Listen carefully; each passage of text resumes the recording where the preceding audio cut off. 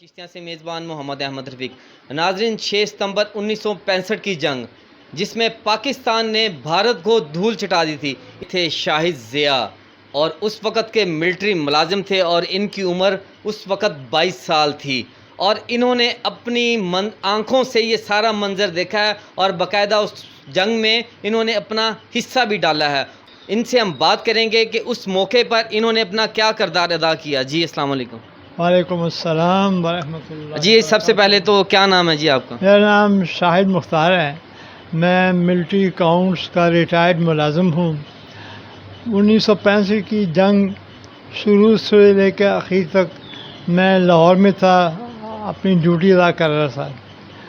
5 ستمبر 1965 رات 12 بجے کے وقت میں سیکریٹریٹ سے ملحقہ آبادی ہے چشتیہ ہائی اسکول، وہاں مقیم تھا کہ رات 12 بجے تقریباً اس وقت میں ایک شور سا ہوا۔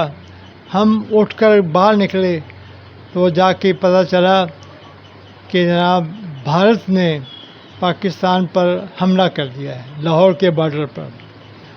تو اس نسبت سے ہم اس وقت سے لے کے جنگ بندی تک میں نے کرشن نگر میں، جو کہ اب اسلام پورہ کے نام سے جانا جاتا ہے، سول ڈیفنس کے رضاکار کی حیثیت سے میں نے فرائض ادا کیے۔ اور اچھا آپ یہ بتائیے اس وقت آپ کی کتنی عمر تھی؟ میری عمر اس وقت 22 سال کی تھی۔ 22 سال کی آپ کی عمر تھی اور آپ کو کتنی دیر ہو گئی تھی جوائننگ کی؟ میں محکمہ جوائن کیے مجھے تھوڑی دیر ہوئی تھی، زیادہ عرصہ نہیں ہوا تھا۔ اس سے پہلے میں مختلف محکموں میں کام کرتا رہا یا مختلف جگہوں پر، کیونکہ سروسز کی وہ تھی، سروس میری نہیں تھی، سرکاری سروس یہ مجھے اس وقت ملی ہے۔ اچھا سارا منظر آپ نے اپنی آنکھوں سے خود دیکھا اور آپ اس میں باقاعدہ کیا ڈیوٹی سر انجام دیتے رہے؟ تو 65 کی جنگ میں جو ہے وہ لاہور میں گزاری ہے، تو اس دوران میں سول ڈیفنس محکمے کا رضاکار تھا۔ میں اپنے دوسرے ساتھیوں سینئر جو وارڈن تھے، ڈپٹی وارڈن تھے اور ساتھی تھے، ہم اس دوران لاہور کی سڑکوں پر گشت کرتے تھے۔ یہ ہم نے اپنی ڈیوٹیاں تقسیم کی ہوئی تھی، 8 گھنٹے دن میں 8 گھنٹے رات کے، ہم یہ ڈیوٹیاں کرتے تھے۔ اور اس دوران ہم نے کوشش کی ہے کہ لاہور کے شہریوں کو نظم و ضبط کے اندر رکھ کر لوگوں کو بچا سکیں اس جنگ کی ہولناکیوں سے۔ اچھا اس وقت جنگ کے بعد انڈیا پہ کیسا عالم تھا؟ کیا خوف کا عالم طاری ہوا تھا ان پہ؟ وہ جب 7 سپتمبر کو جب پاکستان کی فضائیہ نے بھارت کے 52 طیارے گرا دیے، تو اس کے بعد بھارت کی جو فضائیہ تھی اس کی کمر ٹوٹ گئی۔ اس نے پھر کھل کر کبھی جو ہے وہ جنگ نہیں کی۔ اس کے ہوائی جہاز بہت کم دیکھنے میں آئے ہیں، اگر آتے تھے تو رات کے وقت آتے تھے، دن کے وقت نہیں آتے تھے۔ اور ہندوستان کو اس بات کا احساس ہو گیا کہ میں نے جو جنگ شروع کی تھی وہ میرے لیے وبال بن گئی ہے، اور اس نے پھر کوشش کی کہ کس طرح جنگ بندی ہو جائے۔ تو اس کے لیے پھر اس نے اپنے جو اس کے تھے مغربی ممالک تھے جو اس کو پوری مدد فراہم کر رہے تھے، انہوں نے اس کی مدد کی اور جنگ بندی کروا دی۔ اس کے لیے پھر 23 سپتمبر رات 12 بجے کا وقت مقرر ہو گیا تھا، اس وقت سے پھر جنگ بندی ہو گئی۔ بھارت کو اپنے مذموم مقاصد میں ناکامیابی کا منہ دیکھنا پڑا۔ ناظرین 22 سالہ ضیاء شاہد سے اس وقت کیا جوش اور جذبے کا عالم تھا یہ بھی پوچھیں گے۔ جی جوش اور جذبہ کیا تھا اس وقت آپ کا؟ میں لاہور کے شہریوں کی بات کرتا ہوں کہ وہ واقعتاً اپنی تمام تر روایات کے مطابق بلکہ اس سے بڑھ کر زندہ دلان شہری ہیں۔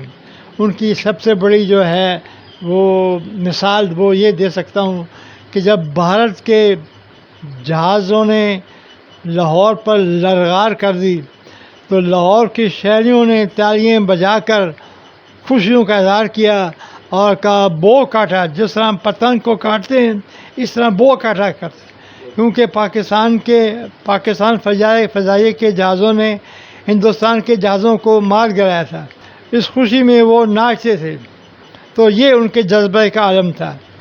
اس کے بعد جناب اس زمانے میں ہمارے جو رہنما تھے انہوں نے کہا کہ پوری قوم کا ہر فرد جو ہے وہ ایک ٹیڈی پیسہ بچا لے، اس سے ہم ایک دن میں اتنے پیسے اکٹھے کر لیں گے، جمع کر لیں گے کہ ایک ٹینک خریدا جا سکتا ہے۔ تو اس دور میں ٹیڈی پیسہ اسکیم کے تحت لوگوں نے دل کھول کر چندہ دیا، اور اس کے بعد زندہ دلان لاہور کا جو سب سے بڑا خدمت ہے کہ انہوں نے زخمی فوجیوں کے لیے خون کے عطیات دیے، اور اس حد تک دیے، اتنے دیے کہ بلڈ بینک والوں کے پاس خون کو ذخیرہ کرنے کی گنجائش نہیں تھی۔ اچھا، آج کی جو نوجوان نسل ہے ان کو آپ کیا میسیج دینا چاہیں گے، کیا اویئرنیس کے حوالے سے کہ آپ نے جو جنگ اپنی آنکھوں سے دیکھی ہے، باقاعدہ آپ نے اس میں پورا اپنا حصہ بھی لیا اور اپنا ایک کردار ادا کیا، اس حوالے سے جو آج کل کی نوجوان نسل ہے ان کو کیا میسیج دیں گے جس سے ان میں اویئرنیس آئیں؟ تو میں اپنے نوجوانوں سے پر امید ہوں، جس طرح کہ اقبال نے کہا تھا ذرا نم ہو تو یہ مٹی بڑی زرخیز ہے ساقی، اس کی ان کے لیے راستہ کا تعین کرنا ہے۔ یہ میں اپنے بزرگوں سے، اپنی ماں بہنوں سے کہوں گا کہ وہ اپنے بچوں کی صحیح نشو و نما کریں۔ سب سے پہلے ان کو ایک اچھا سمجھدار سروس اور ان کے پرورش کریں، اور ان کو ان کی جو عادات ہیں وہ ایک زندہ قوم کی طرح بنائیں، ان کو نیک صالح پرہیزگار بنائیں، اور اس کے بعد پھر اس قوم سے ہم یہ توقع کریں گے کہ وہ بھی اسی قربانیوں کا مظاہرہ کریں جس طرح کہ پاکستان بناتے وقت اس کے لیے قربانیاں دی گئی تھیں۔ یہ قربانیوں کا سلسلہ یہ کہ اپنے راستے متعین کر لیں کہ ہم نے اس ملک کو عظیم سے عظیم تر بنانا ہے، اس کے لیے جو شعبے ہیں وہ ہم نے پورے تن من دن سے آگے لے کے جانے ہیں، جتنے شعبے ہیں اس کو ہم نے کامیاب کرنا ہے، لاجواب بنانا ہے، اور ہمارے لیے بہت ضروری ہے کہ ہم سب مل جل کر ایک آواز ہو کر اور ایک مٹھی بن کر ہم اس ملک کے لیے خدمت کریں۔ اچھا، اس وقت کا جو انٹرنیشنل میڈیا وہ کیسے چیخ اٹھا تھا انڈیا کی شکست پہ؟ سب سے پہلے تو ہم یہ کہیں گے کہ جو ویسٹرن میڈیا ہے اس نے اس جنگ میں کوئی فعال کردار ادا نہیں کیا۔ سب سے بڑی جو ان کی غلط فیصلہ تھا وہ یہ تھا کہ ہندوستان کو تو انہوں نے خوب دل کھول کر مالی امدادی کی، فوجی امدادی کی، اور پاکستان کے لیے ایسا کوئی فراخ دلی کا مظاہرہ نہیں کیا، لیکن جنگ شروع ہونے کے بعد انہوں نے ہماری انڈیا کی امداد بند کر دی۔ ہندوستان کے پاس تو وافر مقدار میں اسلحہ تھا، ہمارے پاس نہیں تھا۔ یہ ایک چیز سمجھنے کی ہے کہ پاکستان کے لیے ان بڑے ملکوں نے اپنے مفاد کی خاطر اس کو استعمال کیا ہے، جب ضرورت نہیں ہوتی تو پھر اس کو ٹیشو پیپر کی طرح اٹھا کے پھینک دیتے ہیں۔ مغربی ملک جو ہے ایک ضرور کا ایک انسٹرومنٹ تو ہے، لیکن جب ضرورت نہ پڑے تو اس انسٹرومنٹ کو اٹھا کے کباڑ بنا دیتے ہیں۔